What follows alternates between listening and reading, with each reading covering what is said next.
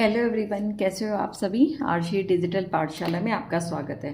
हम आज 9th class का चैप्टर 6 रेखाएं और कोण उसमें प्रश्नावली 6.2 का क्वेश्चन नंबर 3, 4, 5 ये करेंगे। अगर आपको इससे पहले वाली इस लेसन की जो पहली वीडियोस चाहिए वो आप डिस्क्रिप्शन बॉक्स में ऊपर ही जाकर मैंने प्लेलिस्ट का लिंक शेयर कर रखा है, आप वहाँ से कर सकते हैं।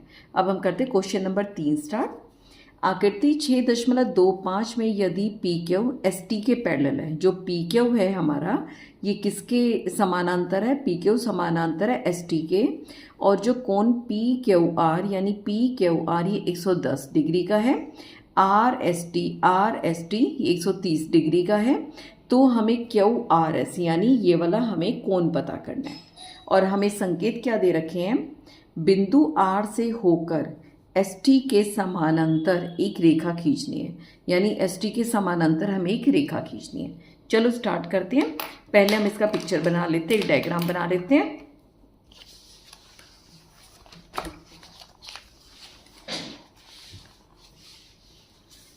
ये देखें इस तरह ये और ऊपर जाकर इधर हो गया। यहाँ पर इसका नाम एस है, ये हमारा टी है जो हमारी रेखा है, रेखा इधर P है, इस कोण का नाम हमारा Q है, नीचे R है। ये हमें 110 डिग्री दे रखा है और ये दे रखा है 130 डिग्री। हमें ये निकालना है, इसका नाम हम x रख देते हैं। x का मतलब जो हमें नहीं पता वो निकालना है। हम क्या करेंगे, और हमें क्या दे रखा है, जो PQ जो है ST के समानांतर है, तो हम क्या करेंगे, इसको ना बढ़ा देंगे और इसको इधर बढ़ा देंगे, और नीचे आर के साथ हम एक नई लाइन बनाएंगे। अभी तो संकेत दे रखा है लेकिन एग्जाम में तो संकेत मिलेगा नहीं, तो आपको पता होना चाहिए। आर को जो है आर के साथ जो लाइन बनाएंगे हम, ये जो हमारी पी क्यू नीचे ये वाली है पी क्यू और एस टी के समानांतर बना देंगे। मान लो इसका नाम हम रख देते हैं ए और बी। जो हमारी ए बी रेखा है वो हमारी पी क्यू और पी क्यू नीचे लिख देती हूँ, आपको आसानी रहेगी। ये पी, ये हमारा क्यू, पी क्यू और एस टी के समानांतर है। हल करके बहुत आसान है। क्या है इसमें, क्या देखना है, देखो पी क्यू जो है हमारी, इसके समानांतर ए बी हमने रेखा बना रखी है। ये वाला कोण हम इसका नाम रख देते हैं, माना ये कोण हमारा 1 है, ये हमारा कोण 2 है। ये दोनों क्या बना रही है, तिर्यक रेखा जो हमारी क्यू आर है उसके एक तरफ अंतः कोण है, तो इन दोनों का जोड़ हमारा कितना हो जाएगा, 180 डिग्री। हमें 110 पता है तो कोण नंबर 1 निकल जाएगा। इसी तरह जो ये रेखा है इस रेखा के समानांतर है, ये अंतः कोण है और तिर्यक रेखा की एक तरफ है, तो इन दोनों का योग भी 180 डिग्री होगा। 130 पता है, ये पता चल जाएगा। फिर ये जो है इसके ऊपर ये रेखा खड़ी है, इसके ऊपर जो कोण 1, x और 2, इन तीनों कोणों का योग जो है 180 डिग्री होगा। क्यों होगा, क्योंकि रेखिक युग्म बना रही है। तो ये रेखीय अभिवृत्ति से हमें तीनों का योग 180 डिग्री पता है। 1 और 2 हमने निकाल चुके हैं और यहाँ से x निकल जाएगा। स्टार्ट करते हैं क्वेश्चन नंबर 3 का। ये हमारा हल स्टार्ट हो रहा है। क्या दे रखा है, हमने क्या किया, ये जो दिया हुआ है पी क्यू, इसके समानांतर है एस टी, इसी के समानांतर हमने बना दिया ए बी। ठीक है। उसके बाद क्योंकि पी क्यू ए बी के समानांतर है और कोण पी क्यू आर और एक कोण जो है तिर्यक रेखा जो है हमारी क्यू आर के एक तरफ है और अंतः कोण है, और अंतः कोण है। तो क्या हो जाएगा हमारा 110 डिग्री जमा कोण 1 बराबर है 180 डिग्री। कोण 1 जो हो जाएगा 180 डिग्री में से हमने 110 डिग्री घटा दे तो कितना मिल गया, 70 डिग्री। ठीक है, ये हमारा समीकरण 1 हो जाएगा। इसी तरह क्या होगा, जो है जो एस टी है, एस टी समानांतर के ए बी और कोण, कौन सा कोण है इस बार, आर एस टी, कोण आर एस टी और कौन सा कोण? दो कोण, कोण दो, तिर्यक रेखा। अब हमारी तिर्यक रेखा क्या है? एस आर या आर एस कह सकते हैं। तिर्यक रेखा आर एस के एक तरफ है और अंतः कोण है ये।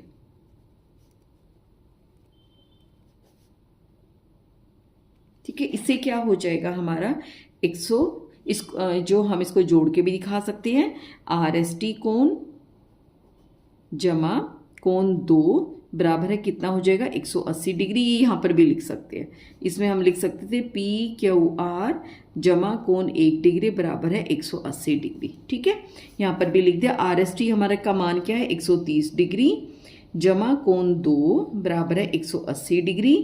तो यहाँ से कोण दो कितना निकल जाएगा हमारा? 180 डिग्री घटा 130 डिग्री, 18 में से 13 गए 5, तो 50 डिग्री हमारा निकल गया, कोण दो निकल गया। ठीक है, अब निकालना है हमें एक का मान पता चल गया, दो का मान पता चल गया, ये हमें पता है ये रेखा आर एस पर इन तीनों का जोड़ 180 डिग्री है। तो हम क्या लिखेंगे? रेखा ए बी पर, तो क्या हो जाएगा? कोण 1 जमा कोण x जमा कोण 2, तीनों का जोड़ कितना ही हो जाएगा? 180 डिग्री। ब्रैकेट में क्या लिख देंगे हम? रेखिक युग्म अभिकृत। ठीक है, एक हमारा निकल ही चुका है, एक 70 डिग्री है, x हमें निकालना है, दो हमारा 50 डिग्री है, इसका तीनों का जोड़ है 180 डिग्री, 70 और 20 120 डिग्री जमा x डिग्री बराबर है 180 डिग्री। तो हमारा x कितना निकल जाएगा? 180 डिग्री घटा 120 जो हो जाएगा 60 डिग्री। और x हमारा किसके बराबर? हमने क्या माना था? p जो हम निकालना था QRS, QRS, ये हमारा हो जाएगा उत्तर। ठीक है, ये हमारा क्वेश्चन नंबर 3 है, बहुत आसान है। बस हमें दो चीज का यूज करना है, अंतः कोण का और रेखिक युग्म का। अब हमारा अगला क्वेश्चन नंबर 4 है, प्रश्न नंबर 4 है, आकृति 6.26, ये आकृति 6.26 में ए बी जो है सी डी के समानांतर है, कोण ए पी क्यू ये क्या है? ये वाला 50 डिग्री का है, पी आर डी 127 डिग्री का है। तो x और y का मान ज्ञात करो। बहुत आसान है, ये देखो हम क्या करेंगे, इसके अंदर ये a और सी डी समानांतर है, इसको बढ़ा दिया तो ये दोनों क्या बन जाएंगे? अंतः एकांतर कोण। ठीक है, तो जो x डिग्री है वो 50 के बराबर हो जाएगा, तो हमें x का पता चल गया। इसी तरह हम इसको इधर बढ़ा देंगे। अब क्या होगा? ए बी जो है सी डी के समानांतर है, ये हमारी तिर्यक रेखा हो गई P और R, और जो ये वाला जो कोण है पूरा का पूरा इसके बराबर हो जाएगा। क्यों बराबर हो जाएगा? क्योंकि समानांतर कोण है, यानी 50 जमा y बराबर 127 डिग्री। यहाँ से भी y निकल जाएगा। ये तो बहुत आसान है, सिर्फ हमें एकांतर कोण का हमें वो लगाना है, सूत्र लगाना है बस कि एकांतर कोण होता क्या है। क्वेश्चन नंबर 4, इसकी हम पहले पिक्चर बनाएंगे। ये ए बी है,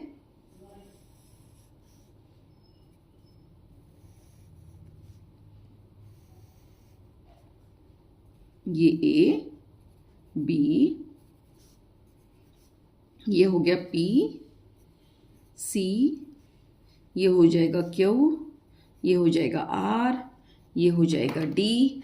ये हमें दे रखा है 50 डिग्री, ये वाई हमें निकालना है, ये एक्स है, और ये दे रखा है 127 डिग्री। ठीक है, बस ये दे रखा है, इसमें हमें कुछ नहीं करना। बस अब यहाँ पे क्या लिखेंगे?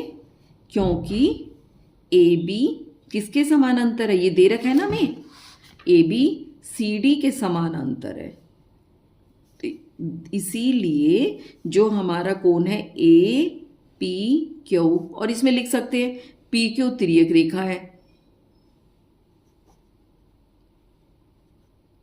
तो जो कोण ए पी क्यू किसके बराबर हो जाएगा? हमारे कोण एक्स के।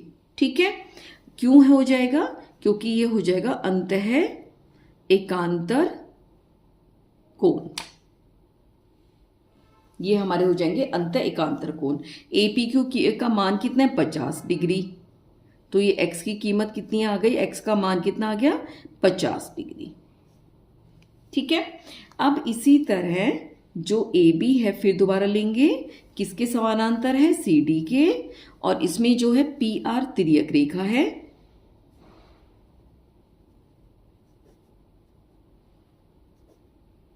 तो क्या हो जाएगा, कोण हमारा ए पी आर, इतना नहीं पूरा का पूरा ए पी आर, जो कोण ए पी आर है किसके बराबर हो जाएगा, P R D. P R D क्यों हो जाएगा ये, क्योंकि ये अंतः एकांतर कोण है। ठीक है, और ए पी आर किससे मिलके बना है हमारा, ए पी क्यू से, ए पी क्यू जमा क्या लिखेंगे, क्यू पी आर बराबर है पी आर डी। ठीक है, अब ए पी क्यू दे ही रखा है 50 degree, Q P R Y है, पी आर डी कितना है 127 डिग्री, 127 डिग्री। तो हमारा वाई कितना हो जाएगा, 127 डिग्री घटा 55 डिग्री, 7 में से 5 गए 2 हो गया, और क्या लिख रही है 50 डिग्री। तो 127 में से घटाएंगे कितना हो जाएगा, 7 का 7, 12 में से 5 गए 7, 77 डिग्री। तो हमारा जो y की कीमत आ गई, y का मान आ गया 77 डिग्री। तो उत्तर में क्या लिखेंगे, हमारा जो कोण x है वो निकला है 50 डिग्री, और जो y है वो निकला है 77 डिग्री। ठीक है, बस इसमें एकांतर कोण का हमें इस्तेमाल करना है। अब आ गया हमारा प्रश्नावली 6.2 का आखिरी पार्ट। ये क्या बोलता है, आकृति 6.27 में पी क्यू और आर एस दो दर्पण है। दर्पण पे आपने पढ़ा हुआ ना साइंस के अंदर, अगर एक किरण आती है वो यहाँ से टकराती है और इधर दूसरे शीशे पे गिरी, टकराकर इधर चलेगी। इससे जो तीर का निशान है इसका मतलब किरण यहाँ से आ रही है, बिजली ये इसकी क्या कहते हैं, रोशनी की किरण यहाँ से टकराई, यहाँ गई और यहाँ से चलेगी। जो और ये पी और क्यू एक दूसरे के समानांतर रखे हुए हैं। एक आपतन किरण यानी इंसिडेंट रे जो हमारी ए बी है, दर्पण पी क्यू से बी पर टकराती है। यहाँ पे जो दर्पण पी क्यू से बी पर टकराई है, और परावर्तित किरण यानी रिफ्लेक्टेड रे किस पे टकराई, बी सी पर, जो BC बनी वो RS पर C पर टकराई। BC पर चलकर दर्पण RS से C पर टकराती है तथा पुनः CD में अनुदिश परावर्तित हो जाती है। तो हमें क्या करना है कि जो AB है ये CD बन जाए, CD के समानांतर हो जाए। जो हमारी किरण AB है, इसमें बहुत सिंपल सा कॉन्सेप्ट है। ये देखो, हम ये करना है कि ये हमारी समानांतर हो जाए। ये समानांतर हो गई, इसको बढ़ा के देखो, ये देखो ये क्या बन गया, ये एक तिर्यक रेखा है। अगर ये दोनों बन रहे हैं हमारे एकांतर कोण, बन रहे हैं ना अंत एकांतर। अगर हम ये किसी तरह सिद्ध कर दें कि ये दोनों कोण बराबर हैं, तो हमारा अगर एकांतर कोण बराबर हो जाएंगे तो हमारी ये जो किरण दोनों की दोनों रेखाएं ये भी बराबर हो जाएंगी। इसको करने के लिए एक साइंस में नियम आता है, जहाँ पर एक जो हमारी किरण आपतन किरण टकरा रही है वहाँ पर हम लंब डालते हैं। जो लंब डालेगा इसके साइड में जो दो कोण बनेंगे ये आपस में बराबर होंगे। ऐसे यहाँ से फिर परावर्तित हो रही है, यहाँ पर भी हम जो लंब डालेंगे ये भी हमारा दोनों के दोनों जो कोण होंगे बराबर होंगे। ठीक है, दूसरा हम क्या इस्तेमाल करेंगे, अगर दो किरणें दो रेखाएं अगर समानांतर है तो उनके जो लंब होते हैं वो भी समानांतर होते हैं, क्योंकि ये भी 90 डिग्री कोण पे बना रही, ये भी। तो हमें 2-3 चीज सीखनी है। एक तो अगर दो रेखा समानांतर हैं तो उनके लंब भी समानांतर होंगे, ये बात। दूसरा, अगर कोई किरण कहीं से परावर्तित हो रही है तो उस बिंदु पर जब हम लंब डालेंगे तो जो दो कोण बनेंगे वो दोनों आपस में बराबर होंगे। सिर्फ हमें इन दो चीजों का इस्तेमाल करना है। बनाते, पहले पिक्चर बनाते हैं। क्वेश्चन नंबर 5, एक दर्पण हमारा ये है P और Q।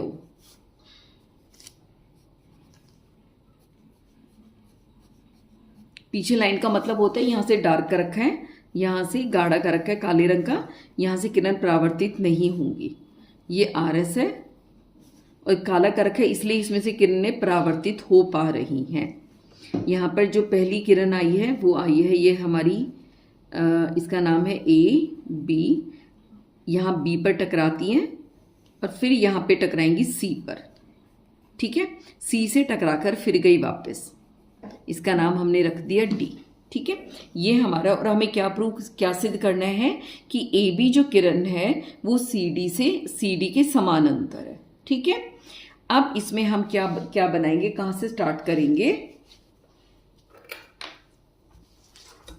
कि इसमें हम डालेंगे, एक लंब डाल देंगे, लंब डाल के दो हमारे कोण बनेंगे, इसका नाम हमने एक रख दिया, इसका दो रख दिया, एक यहां पर लंब डालेंगे, एक कोण 3 यहां रख दिया, एक हमने कोण 4 रख दिया, ठीक है। इसको हम सीधा ये लिखेंगे बी एम जो है वो, इसका नाम हम एम रख देते हैं, इसका एन रख दिया।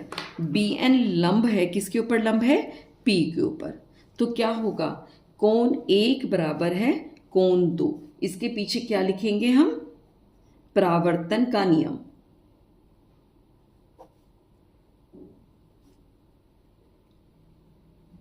इसी तरह हम क्या लिखेंगे, जो सी एन है वो लंब डल रहा है आर एस पे, तो जो हमारा कोण 3 है वो कोण 4 के बराबर है, ठीक है।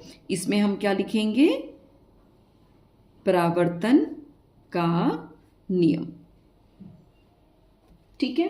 अब इसमें क्या लिखेंगे, क्योंकि पी क्यू जो है हमारी आर एस के समानांतर है, इसीलिए जो हमारे बी एम है वो समानांतर हो जाएंगे सी एन के।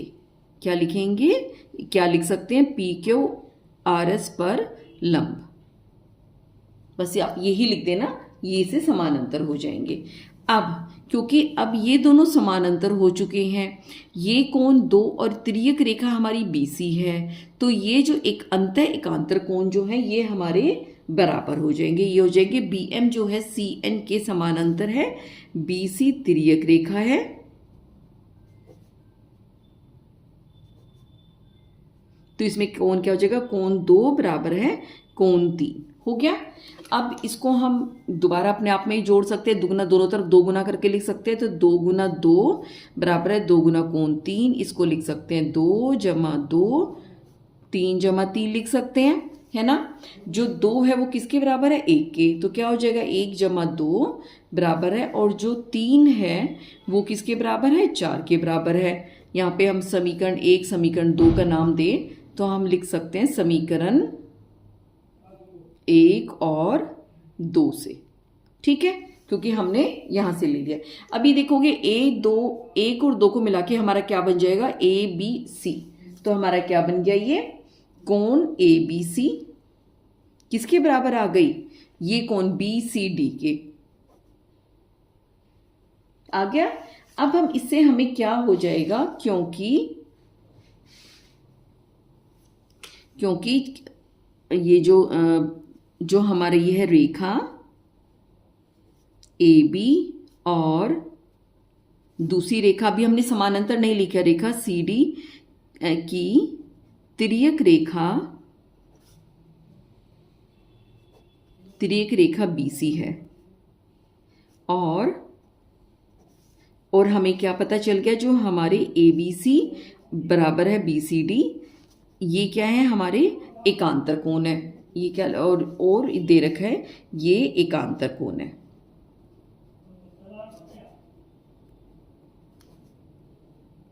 इसीलिए हमारा क्या हो जाएगा, जो ए बी है समांतर हो जाएगा सी डी का। ये हमें 1-2 लाइन ऊपर नीचे करके जैसे बदलना हो बदल सकते हैं, इसमें कुछ नहीं है।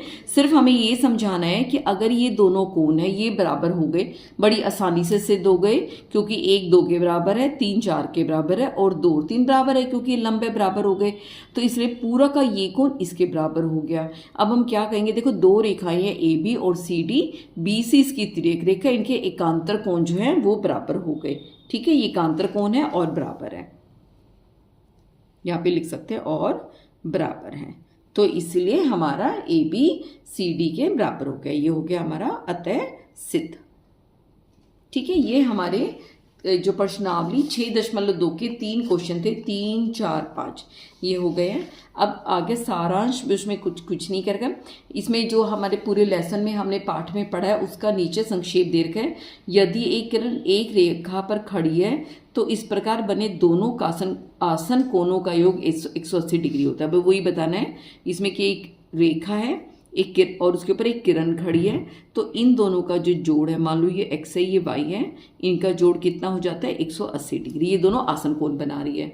और यदि दो आसन कोणों का योग 80 है, इसका उल्टा कि दोनों आसन कोण का योग मान लो 180 डिग्री है। आसन कोण होने चाहिए, आसन कोण का मतलब साथ साथ, उनके बीच में एक रेखा उभयनिष्ठ होनी चाहिए। तो उभयनिष्ठ भुजाएं एक रेखा बनाती है। इसका उल्टा हो जाएगा, मान लो दो आसन कोण है, उनका योग 180 डिग्री बन गया, तो उभयनिष्ठ हमारी जो क्या कहते हैं रेखा है वो 180 डिग्री की है, तो वो एक रेखा बनाएगी। अगर मान लो ऐसे है, ये दोनों आसन कोण है लेकिन इन दोनों का जोड़ 180 डिग्री नहीं है, तो ये रेखा भी नहीं बनी, तो ये इसका उल्टा हो गया। इन गुणों को मिलाकर रेखीय युग्म अभिकृत कहते हैं। ठीक है, एक उसका सीधा हो जाएगा आगे वाला और वो उसका विलोम हो जाएगा। यदि दो रेखाएं परस्पर प्रतिच्छेद करती है तो शीर्षाभिमुख कोण बराबर होते हैं। यदि दो रेखाएं आपस में प्रतिच्छेद करती हैं तो ये इसके बराबर शीर्षाभिमुख कोण बराबर हो जाएंगे और ये कोण इसके बराबर हो जाएगा। वे रेखाएं जो एक ही रेखा के समांतर होती हैं, यानी एक रेखा इसके समांतर ये रेखा है और इसी के समांतर ये रेखा है, तो ये दोनों आपस में भी परस्पर समांतर हो जाती हैं। ये आपका सारांश था। बस इसी के साथ आपका पाठ खत्म हो जाएगा।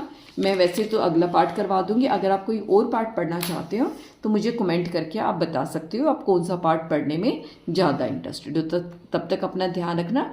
Take care.